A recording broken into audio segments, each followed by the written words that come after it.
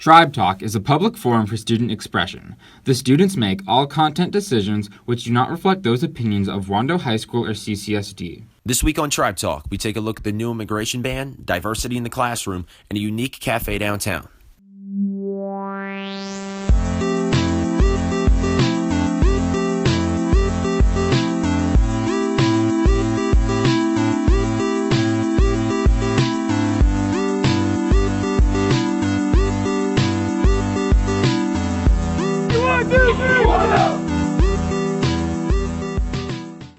Hey Wando, I'm Madison Baxley. I'm Connor Griffin. And welcome to this week's edition of Tribe Talk. In his first month in office, President Donald Trump implemented a wide array of executive orders. One policy, though, in particular, has definitely received a fair amount of pushback from the American people. Tommy Fairbairn has more on President Trump's new immigration ban. Donald Trump has taken over in the White House, and his decisions, just like his character, are causing quite the controversy. One of his most disputed executive orders so far is protection of the nation from foreign terrorist entry into the United States, better known as the immigration ban. This legislation, although halted in the courts as of right now, would ban travel from 7 Middle Eastern countries. Mayor Linda Page shares her input. My first opinion is that, he's elected president and, this was a campaign promise that he made. He's our commander-in-chief, and I have to support his decision to do that. Although the ban mainly affects individuals thousands of miles away, it affects every region in our country. Kian Razoyarad, a Wando senior whose parents immigrated from Iran to the U.S., shares his family's experience. Obviously, they've tried to come over here several times, and now they can't, but I know they don't like it because they want people to be able to have new opportunities to come over here. The courtroom is not the only place it's being fought. Widespread protests across the country, from the Grammys to the airports, have taken place. I wanted to give a voice to the people that aren't able. And it wasn't just about women's rights. It was also about refugees and equality for all people. Proponents of the order compared to how President Obama stopped issuing visas to Iraqi refugees for 6 months in 2011, after 2 Iraqi refugees were found involved with a bombing in Iraq. But even though we're under a new administration, immigration policies have yet to really change. Sources claim they take around 2 years to be processed, and single men are still not allowed to immigrate. For change to happen, Linda Page leaves us with her advice. If I had a message to you about what's going on now, it's to stay involved and to stay aware of these issues. So if you don't like this, remember you can change it. For Tribe Talk, this has been Tommy Fairbairn reporting. On July 10, 2015, history was made when the Confederate flag was taken down from the state capitol in Columbia, South Carolina. However, there is still much debate over the flag, with some people believing it represents Southern heritage and others believing it represents slavery. Sydney Register has the story. The Confederate flag has historically been a symbol of the South's efforts in the Civil War. However, recent events have tied the flag into questions of civil and human rights. The flag has been changed, how different organizations, how groups have chosen to use the flag. A flag is an inanimate object, and it's how it's used provides that context then for what that meaning becomes behind that symbol, whatever that symbol is. History is full of painful chapters.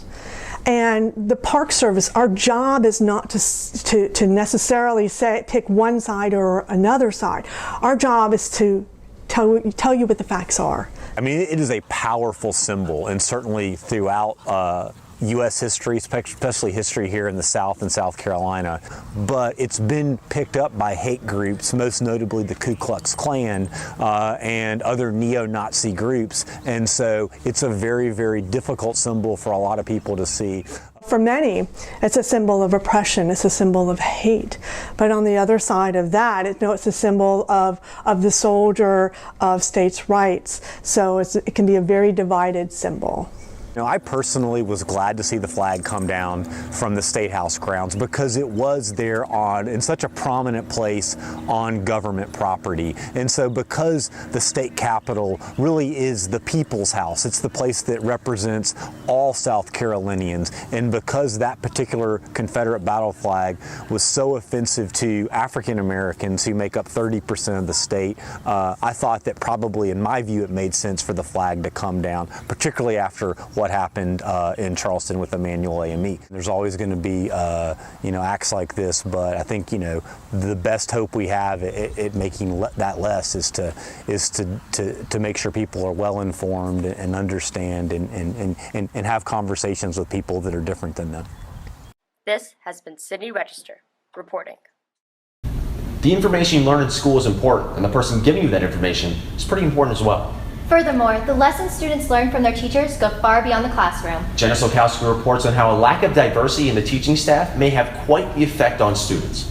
Diversity adds perspective. Instead of having one window in the house, you got 100 windows in the house, right? The more windows you have a chance to look out of from that one safe place, right, the more you can learn from those windows. Students need to see different people. They need to interact with people that don't look like them, don't act like them, maybe have different backgrounds from them. I grew up as a military brat. My dad was in the Coast Guard for like 36-ish years. I've been able to see all of these different cultures and learn a lot from people who grew up in different places than I did, who didn't necessarily have the same experiences that I did.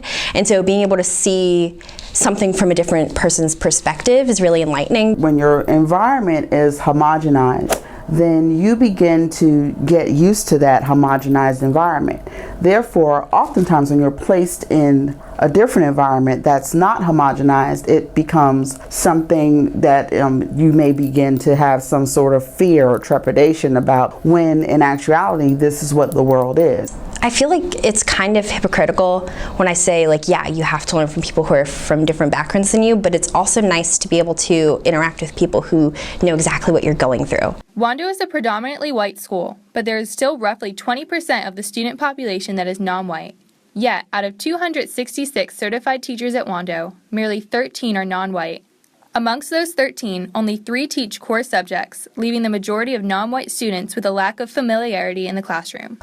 I think we do a disservice to non-white students by not having them exposed to non-white teachers. It helps to be able to see someone that looks like them or reflects their culture or reflects their background in a position where they are able to gather information and learn from them. So who am I? Know me. So if you ask students, who do you prefer? I think the answer is I prefer somebody that knows me, not just validate George Washington, the presidents and all the things, the content, but validate who I am. What do you know about me? To be able to talk to someone who's the same race as you is really nice because you know that they're going through really similar things.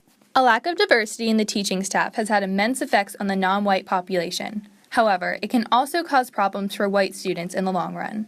If I'm a white student and the only people of color I see working in my school are cleaning the floors, are serving the food, are maintaining the building and cutting the grass, that tells me that people of color are subservient. People of color, aren't smart. People of color, don't have knowledge and information to give to me.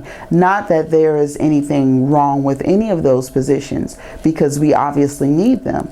However, we need to be very careful about what our students are seeing. They haven't had the opportunity to learn from people from different backgrounds, and that's something that's really important because it makes you a more open-minded person. Within our global society, we have lots of cultures, lots of diversity, and lots of people in varying positions and ranges throughout our world, and they need to have an understanding of that as early as possible. This has been Jenna Sokowski reporting for Tribe Talk.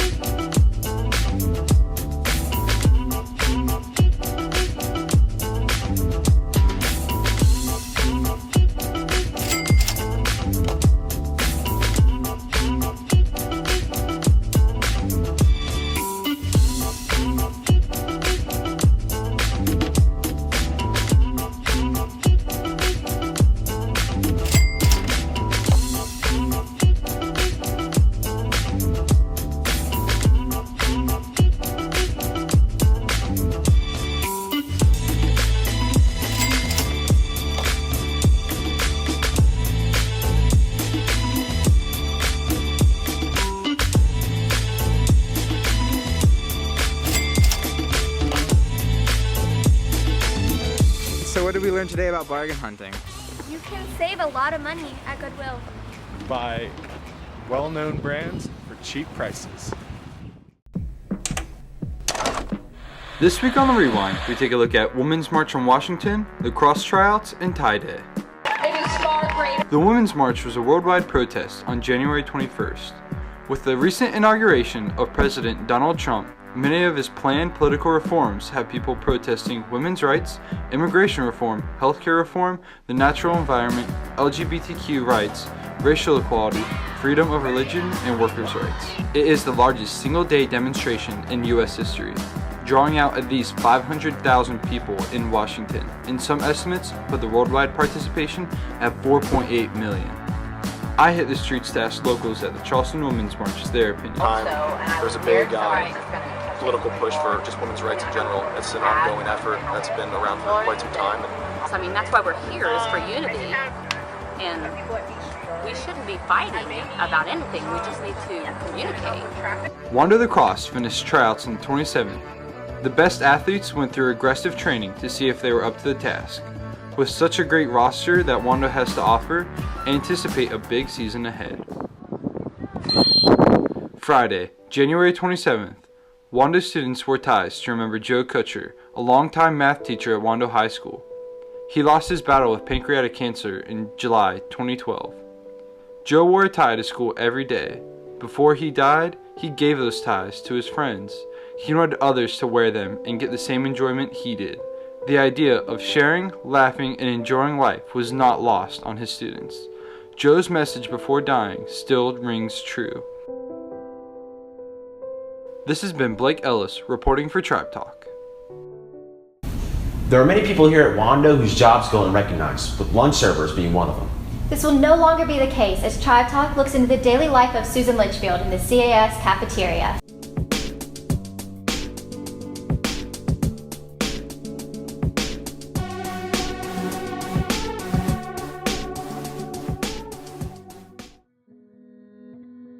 I come in at 8 o'clock in the morning and punch in.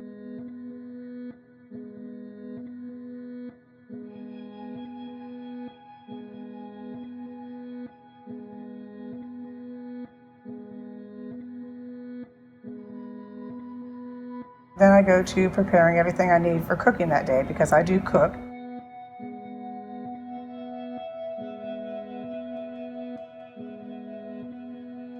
I've been with the school system for 8 years, been here at CAS since they opened.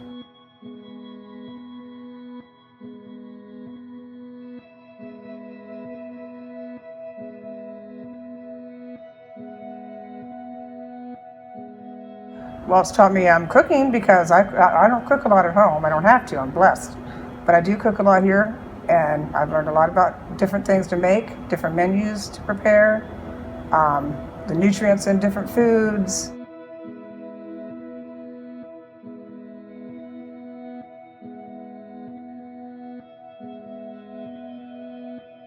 I'm just satisfied every day. I love my job. I love coming to work. I love what I do. And my days go by fast because I stay busy all day.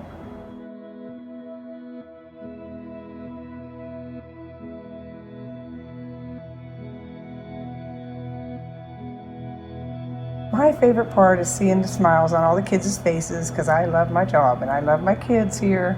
And if we're making them happy, then I'm happy. My name is Susie Litchfield, and my job is a food server at CAS, Wando CAS. Cafes are always a nice place to just sit back and relax. Drinks, music, and atmosphere always contribute to making these places so enjoyable. A new cafe spot creates an ambience like no other, and it's located right in downtown Charleston. Violet West calls into the story. On December 17th, Charleston opened its first ever cat cafe called Pounce. Here, customers can enjoy a snack while hanging out with a variety of adoptable cats. I've always been a crazy cat lady, always grew up with 3 or 4 cats in my house, and it wasn't until I moved to Washington, D.C. after college for grad school. I was living up there and a cat cafe actually opened there, and I applied to work there and ended up managing that store for about 8 or 9 months. And I wanted to move back to Charleston, and I was like, I love this so much, I totally want to open my own cat cafe, so here we are. I was scrolling through Facebook and I saw a picture that someone had posted, and they had like a cat, and they were like, oh, I'm at the Pounce Cat Cafe. And instantly I looked it up online, and I found out that it was at Charleston, which was so awesome. It's just so unique. I think this is like the only thing like it here in Charleston. So other than getting to hang out with 20-something cats, we also have wine, beer, coffee, tea, and we also have pastries from a local bakery called Wildflower Pastry. Because we have a dividing wall between where the cats stay and where we're serving the food, the health department actually didn't have a problem with it. And also because we're not like producing any food on site, they're totally fine with it. Since opening, Pounce has already had over 70 adoptions and plans on many more in the near future. It's getting really overpopulated in just like shelters in general, and so I think the Cat Cafe just has a place where cats can reside. I also think it's really convenient as opposed to just going down to the shelter, which not a lot of people are gonna do. All of the cats come from Charleston Animal Society. We act as like a big foster home for them. So they bring us cats, they bring us food, we take care of them, and then make sure they get adopted. All of Pounce's staff are fully trained to adopt cats here on the spot. So if you're looking for a furry friend to add to your family, visit Pounce in downtown on Meeting Street or go to pouncecatcafe.com. This has been Violet West reporting for Tribe Talk.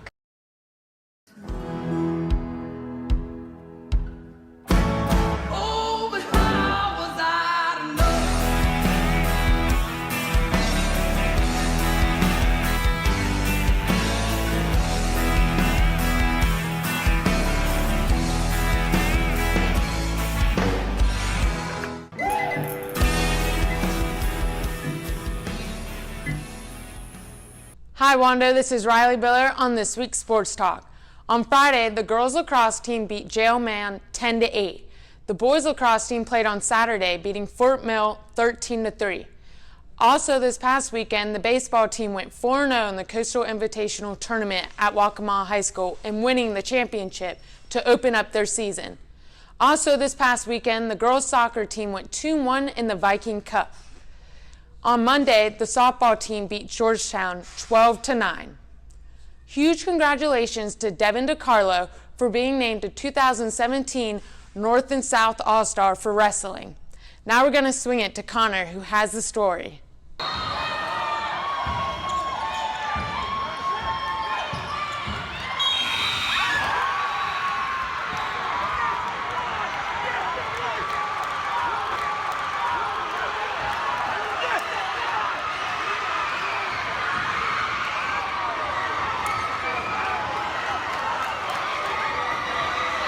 The Wando girls basketball team had one of their best seasons in program history. Ranked as high as number 2 in the state, their season came down to one controversial play, which took place right here on this very spot.